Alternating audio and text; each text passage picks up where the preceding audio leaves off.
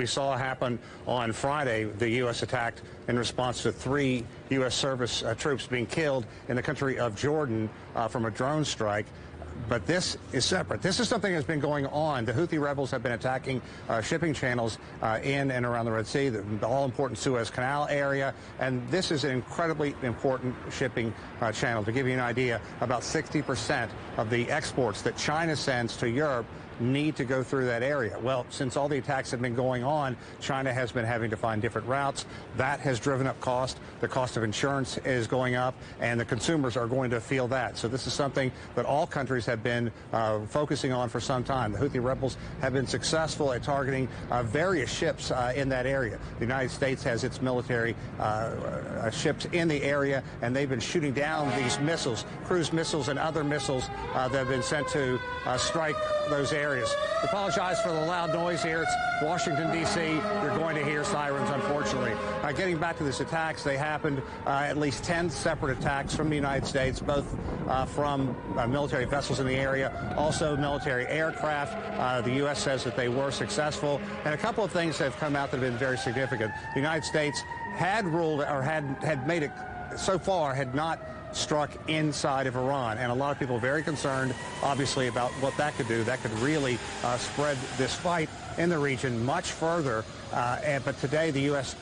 has not ruled out the fact that they could strike within Iran at some point. And to be clear, both the Houthi rebels and the Qud militias and the Qud troops working with Iran-backed militias in other areas.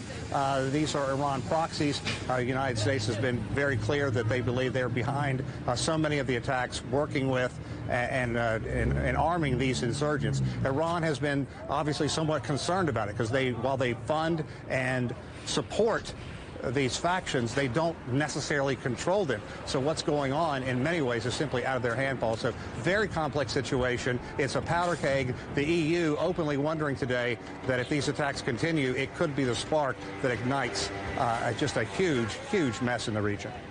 Yeah, just an incredibly tense situation, getting hotter by the day, it feels. And how might the Houthis respond? They say they will. What might the United States do next, seeing as these deterrent attacks, they're meant to be deterrents, don't really seem to be working?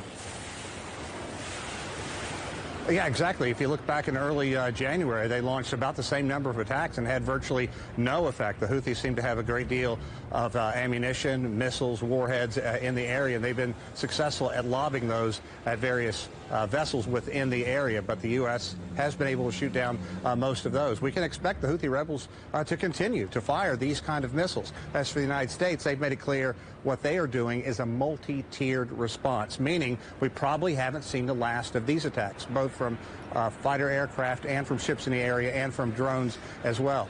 And here in Washington, D.C., there's also a certain amount of criticism on Joe Biden. Some lawmakers believe he simply hasn't done enough, that he's waited too long to act, and others believe he's acted too forcefully. And they believe that the only way to really find an end to this is to bring Israel to the negotiating table and find a way to get Israel to come to some kind of ceasefire with Hamas. And that may be enough, at least, to mollify the rebels, both operating out of Yemen, the Houthi rebels, and, of course, the Quds, who are working with militias in Syria and other areas. Paul, again, very complex, 2 entirely different issues. One, the missile aimed at troops in Jordan. The other, the missiles coming from Yemen aimed at ships that are going through that channel, that all-important shipping channel. Sean, thanks so much for breaking that down for us. Good to see you. Sean Callebs reporting there from Washington, D.C.